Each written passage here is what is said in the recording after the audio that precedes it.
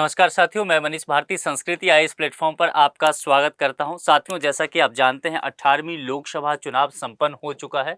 7 चरण में ये मतदान हुआ। 1 जून को 7वां चरण के मतदान के साथ जितने भी काम होने थे मतदान से संबंधित वो खत्म हो चुका है। आज यानी कि 4 जून को मतगणना जारी है और इस बीच जो है एक खबर फिर से सामने आया है जिस पर सबका ध्यान चला गया है। वह खबर यह है कि कांग्रेस पार्टी के दिग्गज लीडर जयराम रमेश ने भारत के गृह मंत्री अमित शाह और बीजेपी के लीडर पर आरोप लगाया है कि वे काउंटिंग के प्रोसेस को प्रभावित करना चाहते हैं और इसलिए उन्होंने देश के 150 जिले के डीएम को खुद फोन किया और यह कहा है कि किस तरह से प्रभावित किया जा सकता है काउंटिंग को और बीजेपी के पक्ष में लाया जा सकता है। तो यह आरोप लगाया गया। इस आरोप के बाद जो है मामला यहाँ पर संगीन होता हुआ नजर आ रहा है, उस पर हम चलेंगे। उससे पहले आपके लिए समर सेल का ऑफर है। यहाँ पर देखिए 50 से 75% तक का ऑफ दिया जा रहा है विभिन्न कोर्सेज पर, जिसके तहत यूपीएससी के विभिन्न कोर्सेज हैं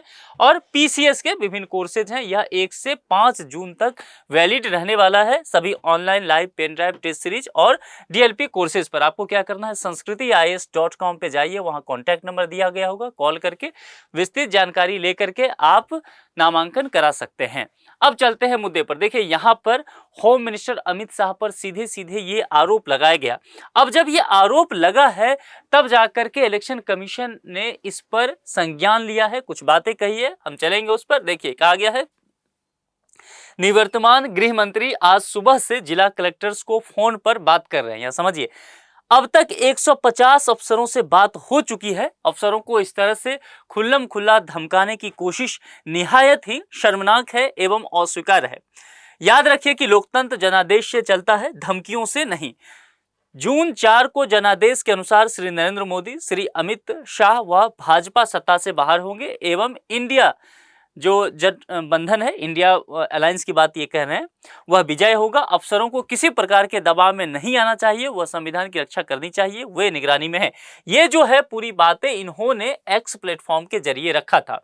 अब इस पर जो है इलेक्शन कमिश्नर का भी आ गया है बयान और उन्होंने यहाँ पर एक प्रेस कॉन्फ्रेंस किया था और प्रेस कॉन्फ्रेंस करके उन्होंने सबसे पहले रिफ्यूज किया। उन्होंने कहा कि जिस तरह से बातें जय रमेश कर रहे हैं हम इससे सहमत नहीं हैं। यदि इस तरह की चीजें हुई है तो इन्होंने जय रमेश साहब से एक लेटर जारी किया, यहाँ पर देखिए, और एक्स प्लेटफॉर्म का हवाला देते हुए इलेक्शन कमिश्नर के द्वारा एक गया है वहां पर नोटिस उनको, और उनसे कहा गया है कि आपने कहा कि 150 से जो अधिक कलेक्टर हैं उनको फोन किया गया है गृह मंत्री के द्वारा, तो आप मुझे जानकारी दीजिए कि वे कौन कौन 150 कलेक्टर हैं, क्योंकि यदि आपको पता है तो फिर हमें जानकारी दीजिए ताकि हम उस पर कार्रवाई कर सके। और ये जो है 3/6 तक आपको दे देना है, यानी कि 3 जून तक का समय दिया गया था इन्हें। ठीक है, यहाँ पर जय रमेश यह भी कहते हुए सामने आए थे कि थोड़ा सा वक्त दीजिए, 1 सप्ताह का समय दीजिए, हम जवाब दे देंगे, उन्होंने ये कहा है।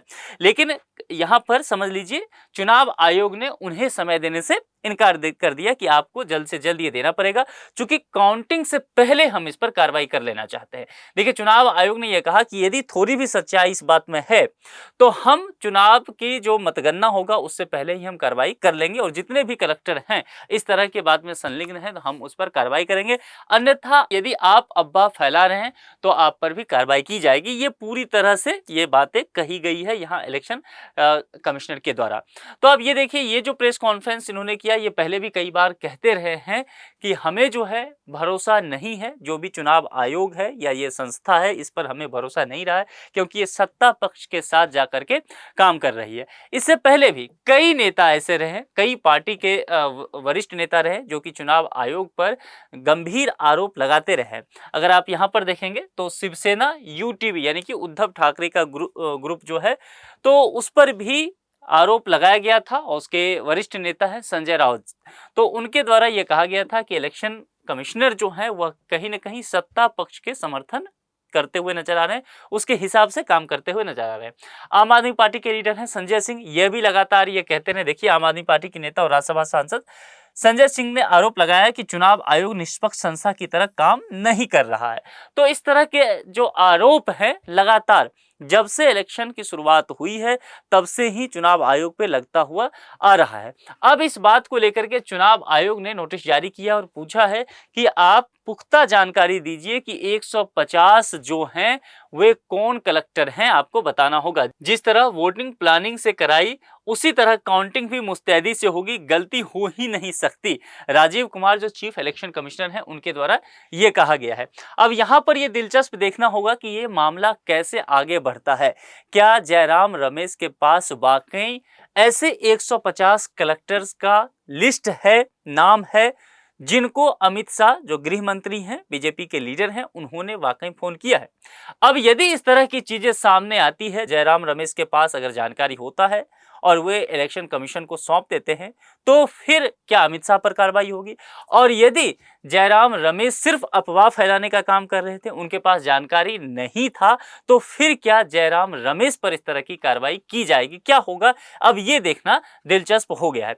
फिलहाल देखिए, आपके लिए एक प्रश्न है। निम्नलिखित में से भारत निर्वाचन आयोग के वर्तमान मुख्य निर्वाचन आयुक्त है राजीव कुमार, ज्ञानेश कुमार, सुशील चंद्रा, डॉक्टर धनंजय, यशवंत चंद्रचूड़।